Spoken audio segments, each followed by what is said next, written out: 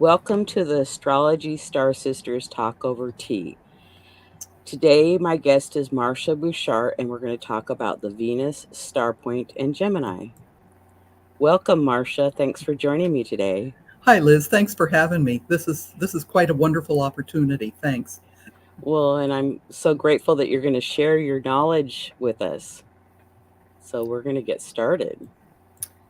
Okay. So, to get a hold of Marcia, it's Madam M at mindsprings.com, and my website is alightpath.com. And we're going to talk about the Venus star point in Gemini. Would you like to begin? Yes, let's start. I titled this, you'll find out as I go through the presentation why I subtitled this Tuning into the Music of the Spheres. Okay. So, the first question, of course, anyone would ask who isn't familiar with it is what is a Venus star point? This particular way of looking at the Venus-Sun cycle was developed by Ariel Gutman, and she wrote a whole book about it. It's it's called Venus Star Rising, and it's simply the exact zodiacal degree and minute of a Sun-Venus conjunction. Um, most of the work that's been done on the Venus and Sun cycles focuses on the retrograde conjunction, when Venus is retrograde, as sort of the new moon point in the cycle. They consider that when Venus is closest to Earth, it passes in front of the sun. It's as if the light of the sun focuses through this laser lens of Venus, and Venus directs the sun's light to the Earth, and they say, okay, this is the big starting point.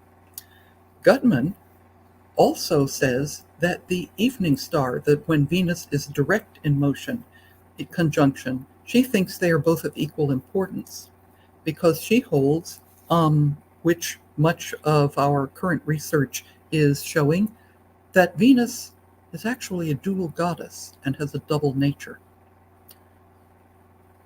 Gutman goes further to say that this is the concept that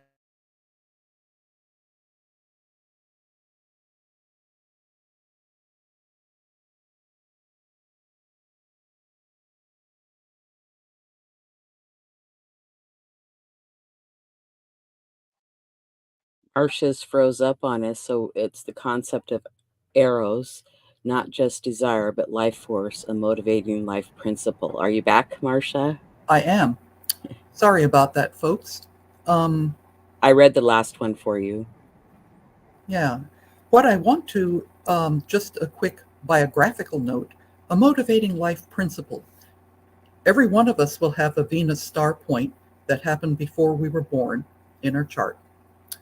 And mine happens to be in the house of my chart that symbolizes home place. What really excites me, what would thrill me, is having a gorgeous, beautiful home. I do not pine over the magazines showing travel and everything. I just am thrilled by all of the home renovation articles where people transform their domiciles into these gorgeous things. And I go, me too, me too, me too. That's what I mean by motivating. All my life, I have searched for some place I wanted to be. Where do I belong to be? Where is my true home? Yes, you've traveled around quite a bit, I believe. Yes, we have lived in all kinds of different places. So most of the literature that you'll see, and the buzz on the web, talks about the different qualities of Gemini. This is a sign where this year's star point is happening. Mutable air sign, also called the sign of the twins. Its constellation classically is Castor and Pollux, the constellation of Gemini, a bridge between spirit and matter. It's also, as astrologer John Wadsworth from the UK points out, the final sign of spring, the season of pollination, when flowers are blooming and all of the insect pollinators are madly fertilizing everything in sight in preparation for doing fruit. in the summer. Mercury, the messenger god, is Gemini's ruling planet, and the qualities that are often attributed to Gemini, it's awareness, it's about communication, intelligence, quickness, especially of thought and speech, adaptability, versatility.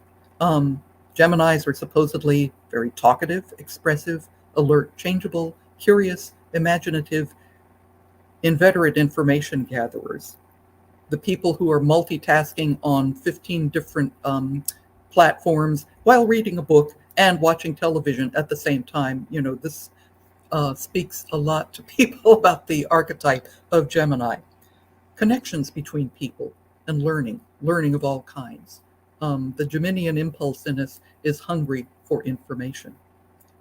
Because of all this, perhaps the cautionary tale about sign is that it can be somewhat scattered, impulsive, restless, and they're accused of being superficial, of going broad rather than going deep in terms of the realms of knowledge that people possess.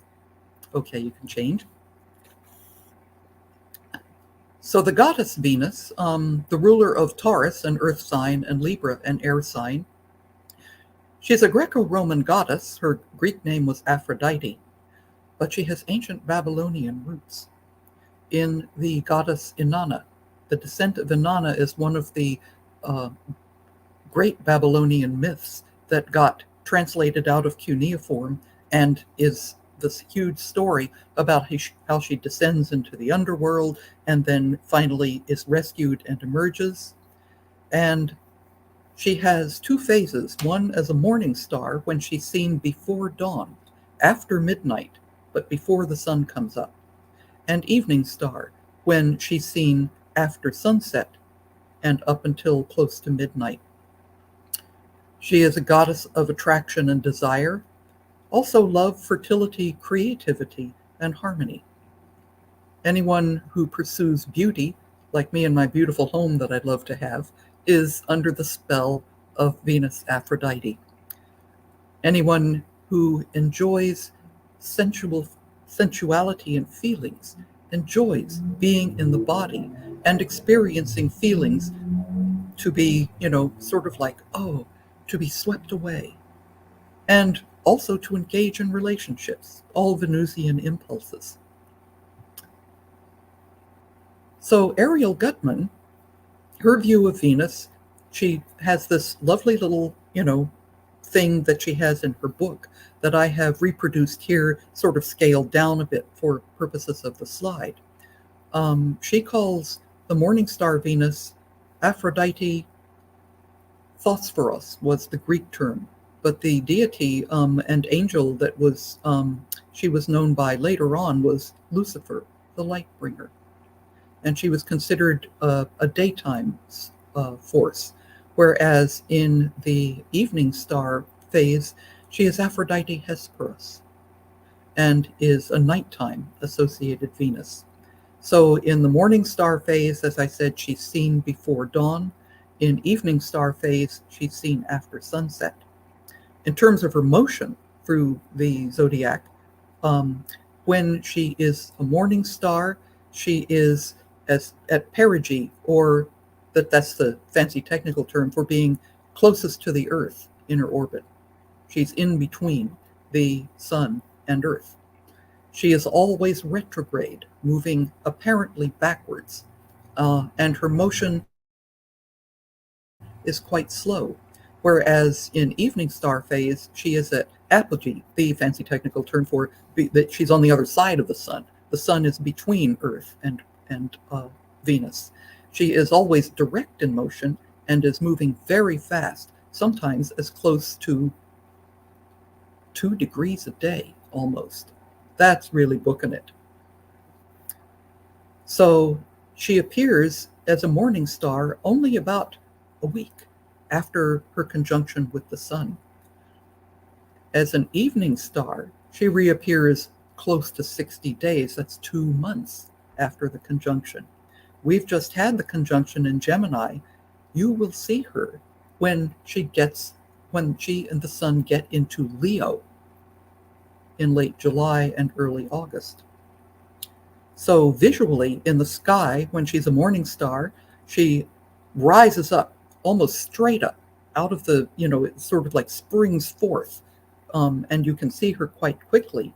But then on her descent, she comes very slowly back towards her conjunction with the sun. Evening star is the opposite. She ascends very slowly, but then descends swiftly when it's time to go back. So the pattern that she'll make is that you will see her rise up and then go back down over the months, and then rise up when she appears again and go back down. So she never does, like the moon, a full circuit. Okay, she does this U shape. And one of the signs that she's associated with, Taurus the bull. Do you see the horns that I'm drawing here? Okay, this is what she's doing in the sky is the Taurus glyph, with the two horns of the bull.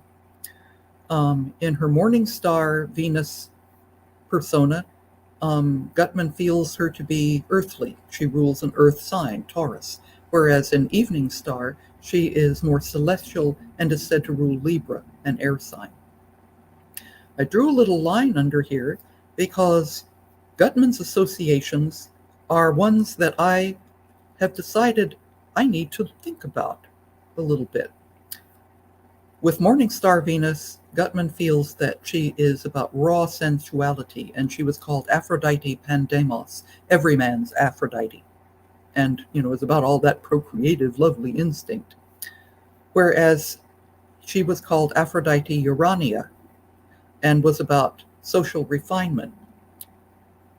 She, in especially Mesoamerican astrology, was felt to be more of a warrior deity when she was a morning star. And you can read books and articles by astrologer Bruce Schofield to find out a lot more about especially the Mayan view of Venus as a warrior deity. Whereas the evening star Venus is more considered, more yin and more about the lover aspect, the one who wants to meet with the lovers in the nighttime to join, and bear babies.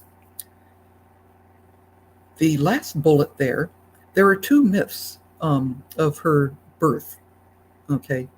And depending on where you lived in the ancient world, they were, you either chose one or the other. And because some of the Greek mythology, and especially the ancient stuff before things started getting written down, is so sketchy. Homer, the poet Homer, who wrote the Iliad and the Odyssey, claims that she is the daughter of Zeus and Dione. Dione was a Titaness who was an ocean nymph and supposedly the first wife of Zeus or Jupiter. The other story of her birth is that she is the daughter of earth goddess Gaia and Uranos, who we know as the planet Uranus in modern astrology. Gaia and Uranus, Mother Earth and Father Sky, begat the whole generation of the gods, the deities who were known as the Titans. And I wonder whether or not those rulerships should be switched.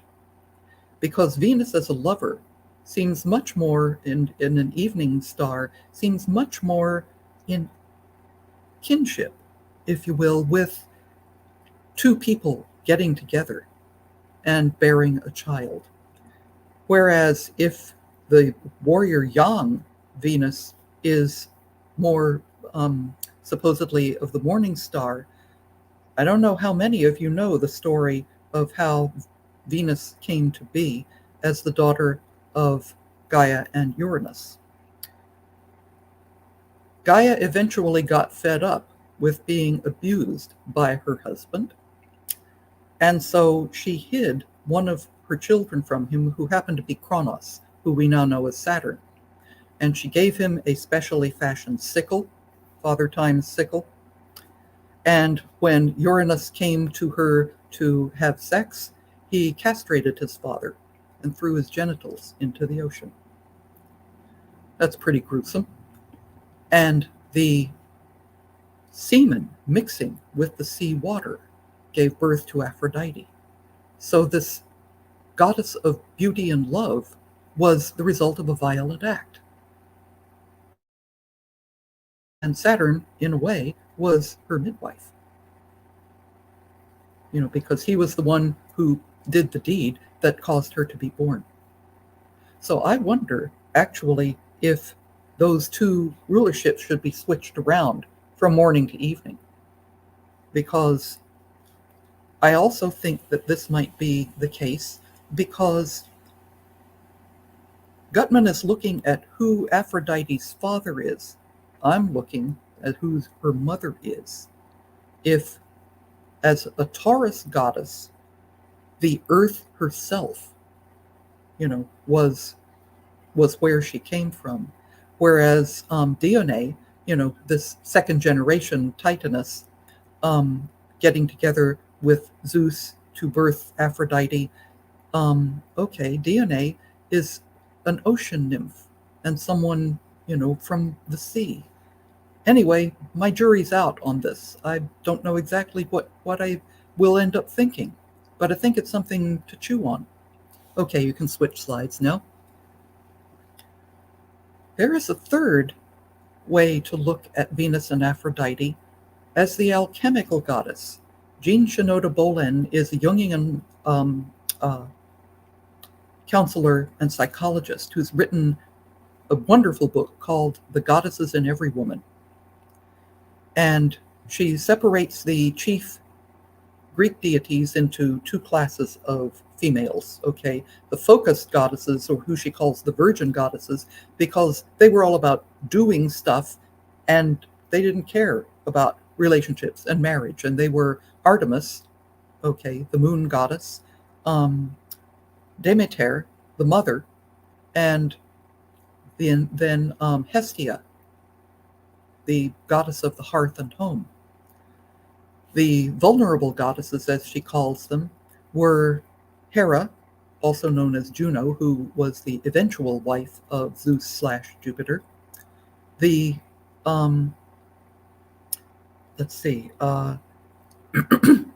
Demeter is in the vulnerable goddess category, sorry.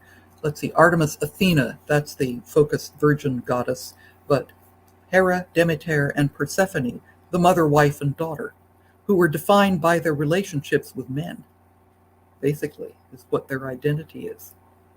And Aphrodite, she puts in a different category. As she writes about her, these are direct quotes from the book, seeks to consummate relationships and generate new life through either physical intercourse or a creative process. Venus is, intimately linked with all of the arts, the fine arts. And rather than having focused consciousness being task-oriented or diffuse awareness people-oriented, she has a focused consciousness with diffuse awareness, a here and now focus. Anyone who has been a musician knows this state of consciousness, because when you are a performing musician, you have to be paying attention to what your fingers are doing on the piano, on the guitar, on, a wind instrument that you might be playing. And you also have to be conscious of the musicality of what you're producing, the emotion. It's, as someone who tried to become a classical performing musician when I was younger, this state is extremely precious. It's wonderful when you get there. Shinoda Bolen thinks that Aphrodite is innately transformative through interaction because of the desire to know and be known. And she also says, and I think this is tremendously important, Aphrodite is a tremendous force for change. One of the first things that gets shut down when a totalitarian governmental regime starts taking control of a culture, they try to kill all the artists. Artists are innately considered revolutionary. And Aphrodite is essentially a lawless force, even when she is in her gentler, supposedly gentler evening star persona. She was born from lawless acts, especially in the Uranus Gaia myth, and the heart wants what it wants and does not care what the culture says you should do. Isn't that true? Isn't that true? Oh, my Lord. So, one of the most magical and beautiful things about this whole cycle of Venus is the beautiful pattern that gets made of successive Sun-Venus conjunctions. This is a beautiful graphic that shows about 250 years of them. It takes 250 years for each of the signs, okay, the entire zodiac to be gone through, okay? So within a sign, the Venus star point moves backward by approximately 2 degrees between Sun-Venus conjunctions. The Venus-Sun star point will remain in a given sign for about 100 years and then be absent from that sign for the next 150. We're talking, this is supposedly a personal planet, and many astrologers sort of go, oh, personal planets, well, they're not that important. Something that takes this long to evolve has cultural implications. Thank you very much. Certain cyclic patterns are worth looking at here. So the exact degrees of, say, the conjunctions of Jupiter and Saturn are eclipses and the lunar nodes. The Aries point, meaning the precession of the equinoxes backward through the signs, and the Venus star points all shift over time. And the Venus star point, as I said in the previous slide, travels around the zodiac in about 250 years, which mirrors the Pluto cycle, how long it takes Pluto to make a complete circuit of the zodiac. And Pluto is also considered a tremendous force for change, culturally speaking. In a recent,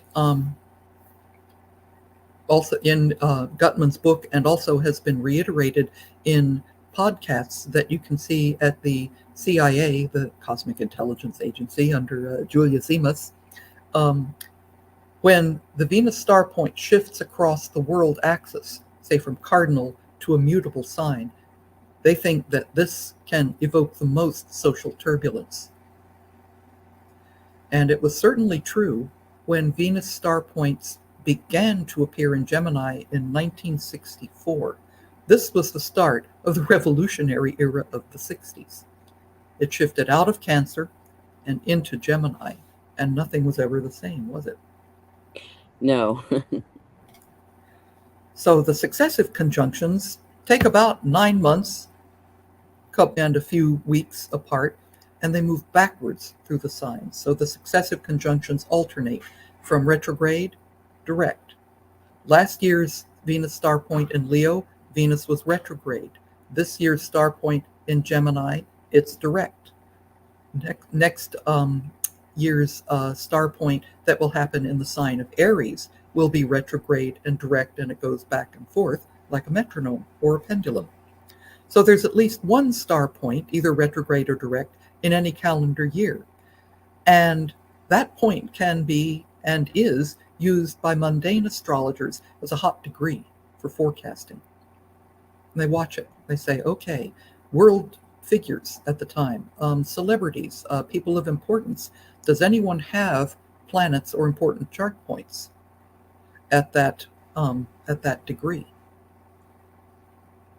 So here is finally the picture of this year's star point, June 4th, 2024, at 14 degrees and 29 minutes of.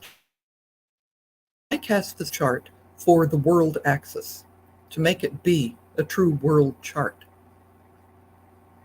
So I cast it for 0 degrees north and 0 degrees west. I forced solar fire to do it. This star point will be active, a hot degree, until March 22, the equinox, just about, of next year, when it will yield pass the baton over to Aries. So let's look at this close up, because here's some interesting stuff when you go to evaluate a star point.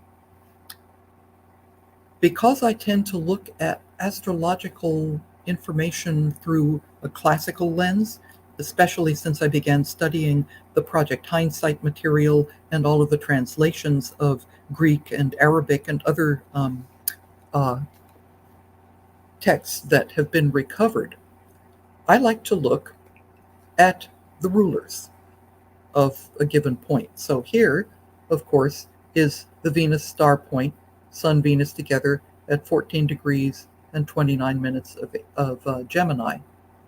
So the sign ruler is Mercury. Mercury, the planetary ruler of Gemini. And look at Mercury's in Gemini.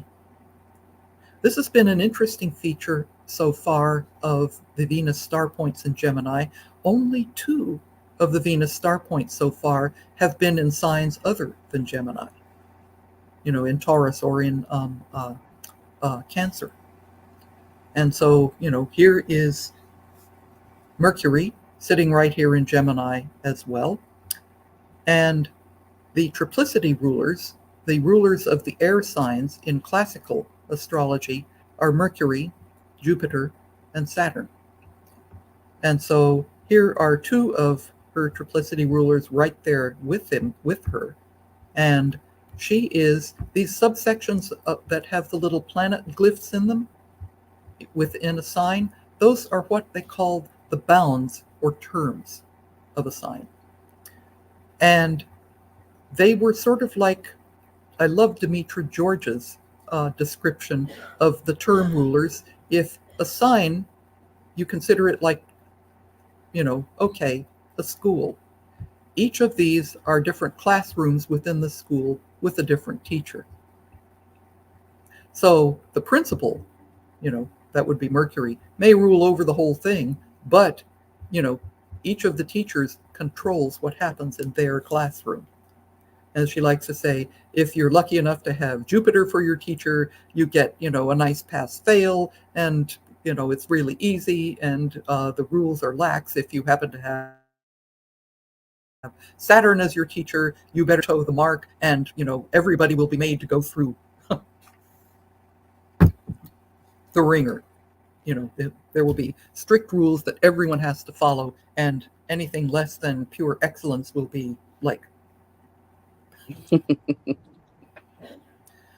So this year's star point in Gemini is tied to all of its rulers by either rulership or aspect. Mercury and Jupiter, its triplicity lords and the sign lord, are in Gemini. Venus, however, is in her own bound. So even though she's governed by, technically, by Mercury, there is that about her that says, if, Mercury says, I want you to do this, her response is, you and what army are going to make me? So we already have a revolutionary goddess who is going to, float her own boat, thank you very much. And I haven't shown it in this particular slide, but Saturn is currently occupying the sign of Pisces, which is Venus's exaltation sign. And he's squaring, within about 4 degrees, this conjunction. This puts kind of a restraining hand on the conjunction, especially since Saturn's sharper edge is maybe softened a bit by his presence in the sign of Venus's exaltation. So keep that in mind.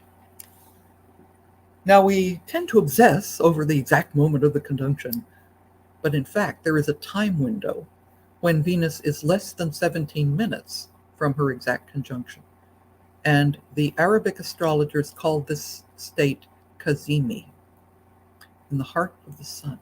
And it was supposed to give a planet actually tremendous strength. People who noticed in the previous slide that Mercury was fairly close to the sun would go, oh dear, Mercury's under the sun's beams. He's practically invisible. This means he's weak. This was not considered true in Hellenistic astrology. Hellenistic astrologers held that a planet in its own sign, and Mercury was in its own bounds, was protected, had like a little shelter from the burning rays of the sun, and a little bit more, was less subject to being under the thumb of the sun. So the Cazimi zone, however, was considered to be like tremendously empowering. It was as if, the spotlight turned on and all of a sudden, the connection was made. There's this wonderful opera in German, the German opera Siegfried, where the hero takes his father's broken sword and melts it down in a forge and recreates it whole. This is what the Cazimi zone does. This is the reforging of, something that was broken, healed and made whole by being crumbled down and made into something new that now, is of great use and, even invincible. So this Cazimi zone can be especially long during the evening star conjunctions, the direct conjunctions when Venus is in direct motion, because the Sun and Venus are traveling together at approximately the same rate of speed. So this time, the Cazimi zone lasted for a good 3 days. It started on June the 3rd, okay, and finally ended late June the 5th.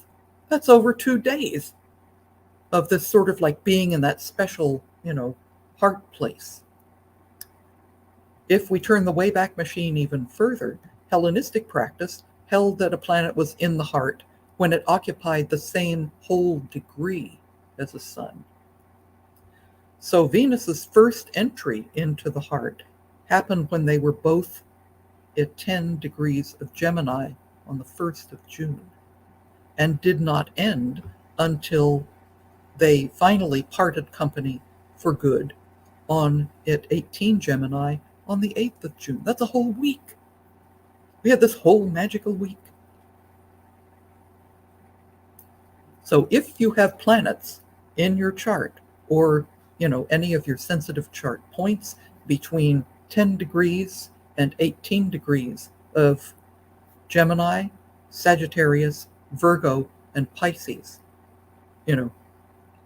they felt it. You're in the zone. Now, when you apply the Venus star personally, your prenatal Venus star point is the head of your personal star, okay?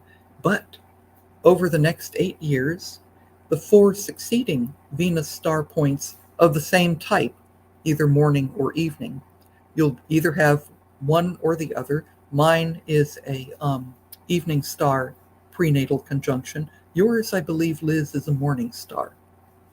No, mine's an evening star. Is it? Okay, yours is an evening star as well. So they draw a pentagram over time through 8 years of successive evening star conjunctions. And all 5 Venus star points complete the feet and the hands of your personal star. This is an illustration that comes from Gutman's book, just to make the point. And if any of you who have ever seen Leonardo da Vinci's diagram Vitruvian Man, yes, this is the Vitruvian Man to illustrate the golden mean, an aesthetic, beautiful equation. So Gemini has been one of these points since June of 1964. So who may feel it most? Okay, as I said before, people, especially if you have planets between 10 to 18 degrees of Gemini or Sagittarius, and especially your sun. Your sun will be, because this is a Venus-Sun conjunction where the sun is involved. Okay, if you were born between June 1st and 9th, or between approximately December 2nd and 10th of any year since 1964, yeah, your sun will like really be charged up with this energy. So that's, anybody born after June 20th in 1964 has this wonderful Gemini Venus star energy as part of their personal star. What are the others? Okay, here were the 4 other signs in which Venus star points occurred that completed a star. Okay, June 1964, they were the others other than Gemini were Aquarius, Virgo, Aries, and Scorpio. Then, in 1986 and 87, there was a big shift because within a year of each other, Aquarius star point transitioned to Capricorn, and Virgo star point transitioned to Leo. Anybody remember the 80s in that era? That was also an interesting time, so to speak. And projecting into the future, everybody who has little babies born after, October of 2022, the Scorpio shift went into Libra.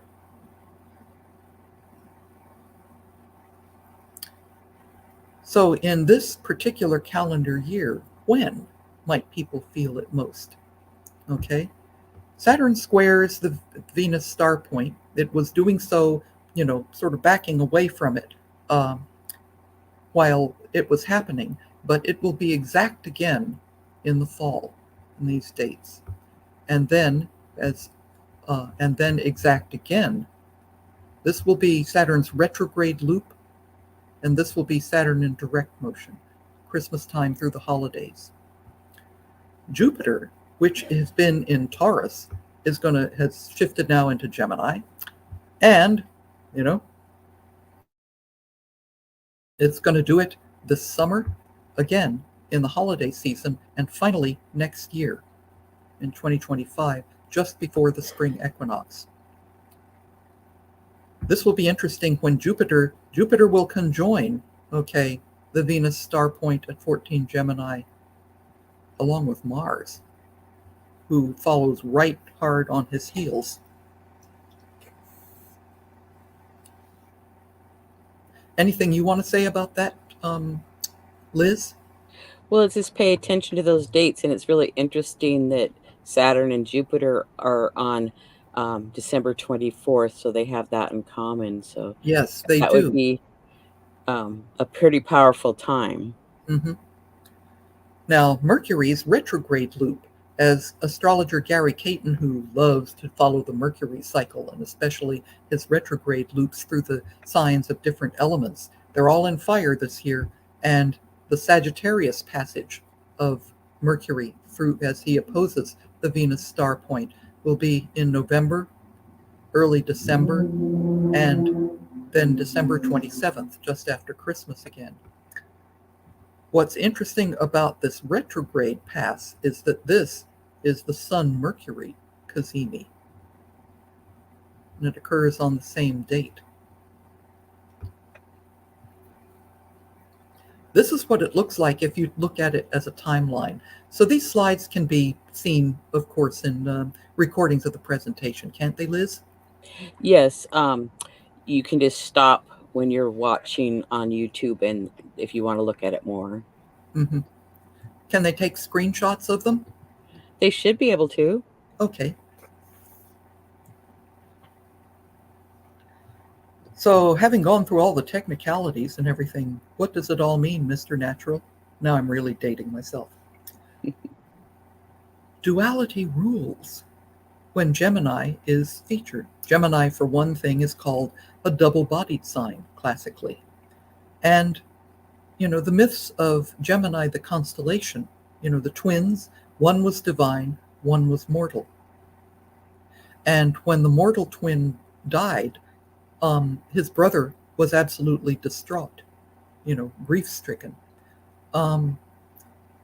People who have Gemini as a Venus star point may have issues around twinning. There are some statistics out there that believe that possibly as much of a third of all pregnancies begin as twin births. but that, perhaps the weaker one, dies and then is absorbed.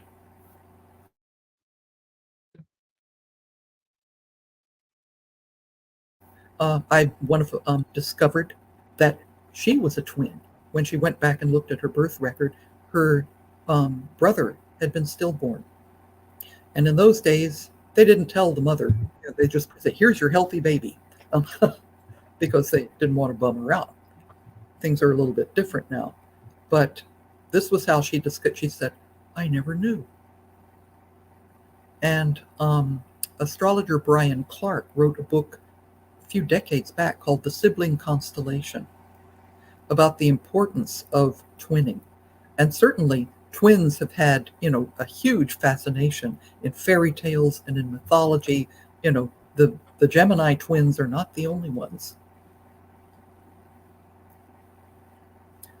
Even Apollo, the sun god, the Greek solar god, he was a twin. His sister is Artemis, the moon goddess. And as pointed out earlier, Venus is a dual goddess with pre-Greek roots in the old Babylonian myth or Sumerian myth of Inanna and her sister Ereshkigal, who was queen of the underworld. And Inanna goes down to visit her and is then slain and made to stay in her sister's realm, is rescued and then brought back up into the life realm, but she must send someone down to take her place. So that's, if you were fortunate enough to live in the desert, as opposed to Seattle, and you went out looking east on June the 4th, okay, you could have seen, Jupiter and Mercury, okay, right there. Mars a little bit farther up. Neptune is represented by a cross because you can't see him with the naked eye. And Saturn, climbing up towards the top of the heaven. You would have seen this whole story. And this was something that Bernadette Brady used to do when I was taking courses with her in her fixed star and visual astrology course. What's the star story here? What storyline do you see? So you can go to the next one. Two brothers reconcile was what I put it. Because in the myth of the birth of Mercury, or Hermes, his Greek counterpart, he stole his half-brother Apollo's cattle. Just felt like it. Mercury is a god of commerce and communication and learning, and also thieves. So Apollo, the sun, demanded that their father Zeus, Jupiter, punish the little twerp. But Zeus was, felt quite affectionate about this trickery that the little twerp had managed to pull off. And so he ordered the two brothers to reconcile. And to do so, they gave each other gifts. And Mercury had, on his first day of life, taken a tortoise shell and created the lyre, a musical instrument. And this he gave to Apollo in return for his cattle. And ever thereafter, Apollo was, among other things, the divine patron of the musical Venusian arts. And so where do we see this in the night sky? Yes, the Sun, Venus, Mercury, and Jupiter, and they're all in Gemini.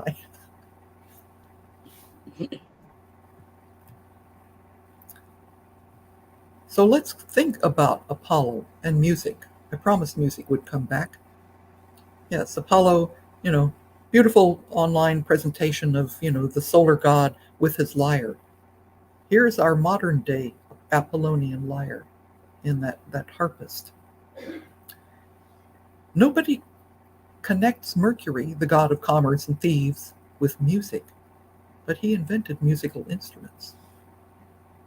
So Mercury, and therefore his sign Gemini, are associated with music as well. Back when Gemini became a Venus star point, what happened that year? The British invasion in pop music, and the whole pop music world exploded.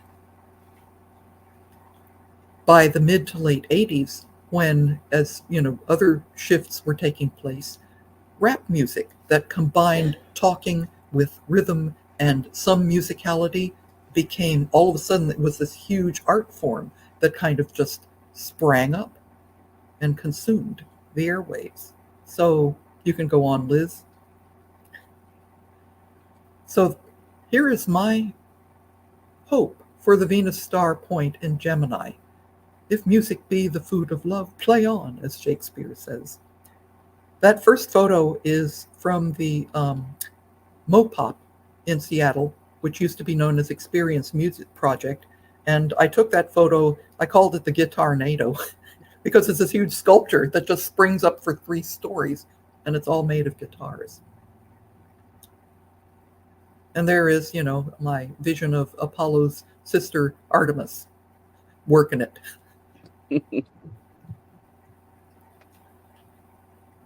So getting personal, what I'd like to go through next is, how do you invite the energies to manifest in you?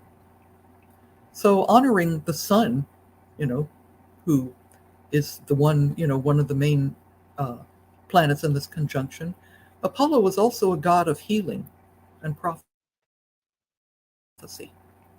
And ailing people traveled to his shrines in order to receive a dream, a special dream that would inform their cure. And they were tended by the priests and the medical people to help facilitate this.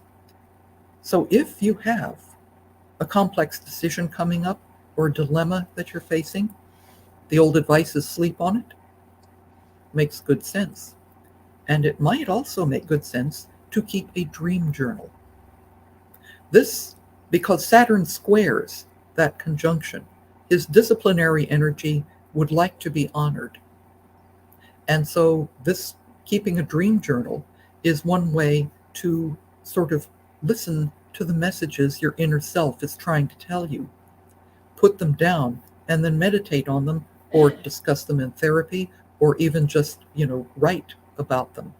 And especially, you were supposed to note the last dream you had before you wake in the pre-dawn. That was when the true prophetic dreams were said to come through most strongly. Honoring Venus, whoops, that jumped. Okay. If you already practice music, yeah, you could take up a musical practice, join a choir, learn to play the piano or the guitar, or how about dance? But to hark back to Jean Shinoda Bolen's idea about that combination of special, focused, while diffuse consciousness, be here now. The Baba Ram Dass mantra.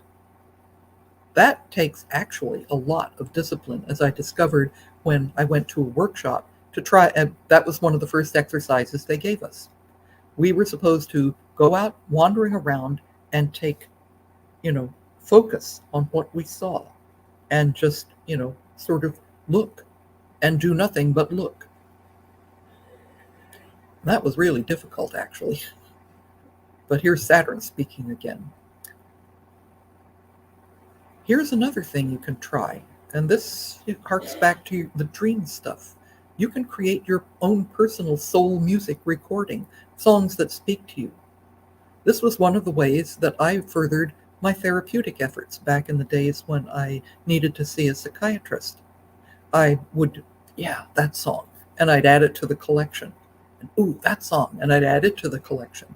And I, fortunately, in those days, you could do multiple collections of songs on tape, and I could just rewrite over the tape.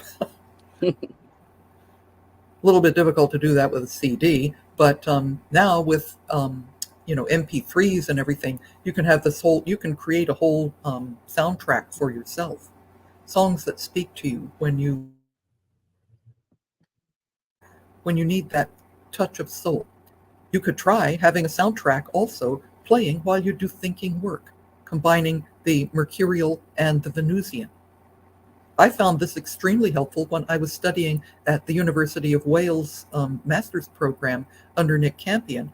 Whenever I was working on my essays, I would get obsessed with some musical group. And so I began to joke about it. oh, this was the Richard Strauss essay. Oh, this was the Hall and Oates essay. I mean, my tastes went all over the place, but it was surprisingly effective in, uh, especially overcoming writer's block. The other thing you might do is notice what songs get stuck in your head. That's what I mean by earworm, and they won't go away. Humorist Dave Barry writes, oh, what does your brain focus on? It totally forgets things like your passwords and where you put your car keys, but it will focus on songs you really hate and play them over and over again for you. But this, like your dreams, what is your inner self trying to tell you? And mantra chanting practice is another way to bring Saturn into the loop. There was Kelly Surtees did a lovely little video about, in which she presented a mantra for Saturn that she had found extremely helpful while she was under his influence and sought out, someone who could help her, and was given a mantra to chant. So you go at a certain time of day and you do it for, a certain number of repetitions. The classic Hindu thing from Hindu astrology is to do it 108 times, but you can also do multiples of 3 or 9. But the important thing is to be consistent. And you might try the Venus mantra, which is Om Shum Shukraya Namaha. Om Shum Shukraya Namaha. Om Shum Shukraya Namaha. Start your practice on a Friday, the day sacred to Venus. That's a good idea. Yeah. So to honor Mercury and Gemini, the little twerp, they're both linked to the nervous system, and your brain itself is a Geminian type of organ. Even though it's housed in your Aries-ruled head, it is a dual structure, and the two halves, have slightly different functions. They can learn from each other, they can substitute for each other, but basically, they discover this, of course, when people have had strokes and lose the certain function of a part of the brain, where the blood supply has been cut off and the nerves have died. Your body too, the brain going through the body, also has two major, what they call the autonomic nervous systems that make your heart beat and help your food digest and secrete, cause your glands to secrete and make your kidneys function. And they're called the sympathetic and the parasympathetic. The sympathetic is the excitatory part. Don't just stand there, do something. It spurs you into action. The parasympathetic is the calm down, don't just do something, stand there. I've seen them facetiously call the fight and flight side and the rest and digest. And what you can try to honor Saturn's disciplinary energy in this wise, because you may find over these next 9 months that you are kind of nervous and anxious and frazzled, and your mind won't turn off when you go to bed at night. And you can try another practice from yoga, alternate nostril breathing. I'll do it here so that you can sort of see how it works before doing it classically. But the idea is that you block your left nostril first, inhale. Then you block both, hold, and release the left and exhale. And now you inhale through the left and block and exhale through the right.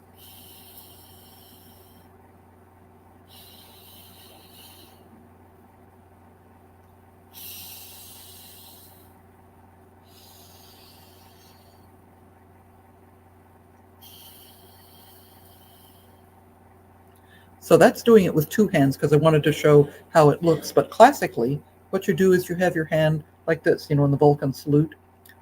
And your first two fingers go on your third eye. These two are going to close off your left nostril, and the thumb is going to close off the right, so that you close off the left and now exhale after getting, and then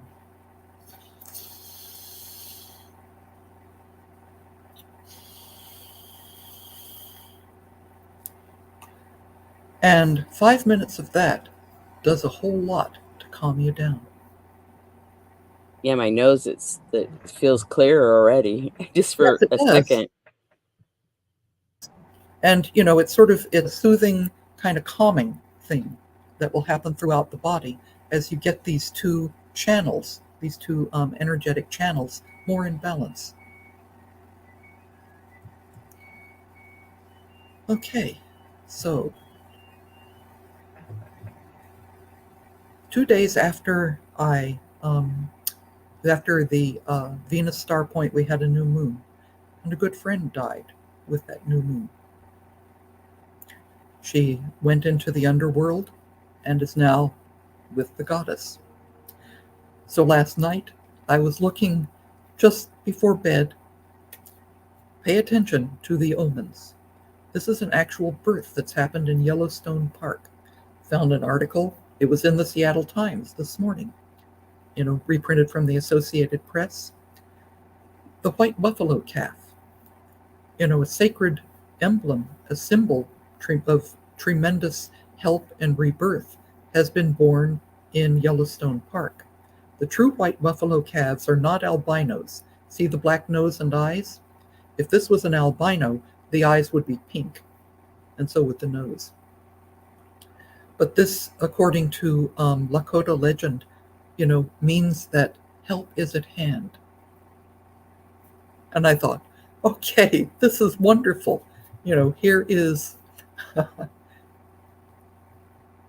I don't know exactly how this is going to play out, but this filled me with tremendous hope. And the day that the calf was born was June 4th, the exact Cazimi date of the Venus star point. So do we have anyone who has questions or anything online, Liz? Or are we? No, but I want to say thank you to everybody that's watching. And then we have your resources here for those that are interested. Yeah. And I want to thank you for joining and sharing today. And then I have a couple more slides to finish with. Okay. So again, to get a hold of Marcia, it's Madam M at mindspring.com. And please come back and watch other episodes of the Astrology Star Sisters Talk Over Tea. And this is some upcoming shows with Astrology Star Sisters. There's 3 upcoming. And then some the monthly forecast and the full moon forecast that I do with Justin LZ. And then I'm on Talk Cosmos, the archetypal Sabian team, and that's once a month, and that'll be broadcast on June 30th at 1 p.m. Pacific Daylight Time. And so I want to thank Marcia for joining me, and I hope she'll come back. Do you have any last comments that you'd like to make?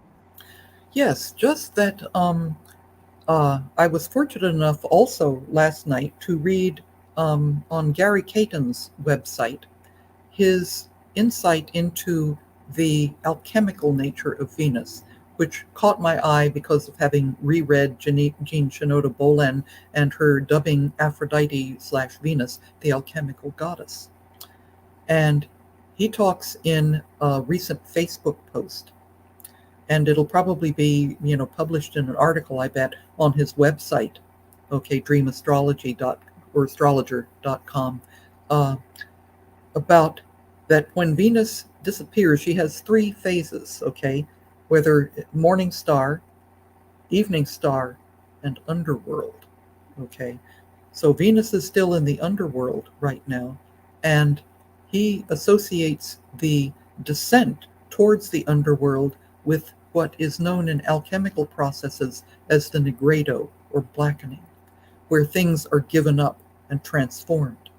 And in the myth of Inanna, as she descends into her sister's death realm, she is forced to give up each of her attributes of her divinity until she arrives in front of her sister's throne naked. Wow.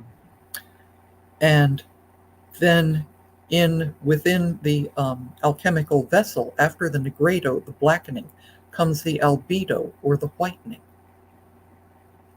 So this is what happens with a Venus-Sun conjunction that makes it alchemical. This is where the transformation takes place. And I think it's kind of important, therefore, to look for other ways than using your two eyes. Use your other senses, with the music, with with touch, with taste, with smell, with the breath. Use all the other senses to figure out what this time means for you and what needs to be transformed. Every one of us will have the sign Gemini someplace in our chart, even if our sun is not in Gemini. Okay? And so that area of your chart, according to Gary, may be some place where there is some really important inner work going on. Yes, that makes a lot of sense. Thank Yeah. you. Well, thank you for being here today. And thanks for all those that are watching. We appreciate your support. And we'll say goodbye for today, and we'll be back soon. Okay.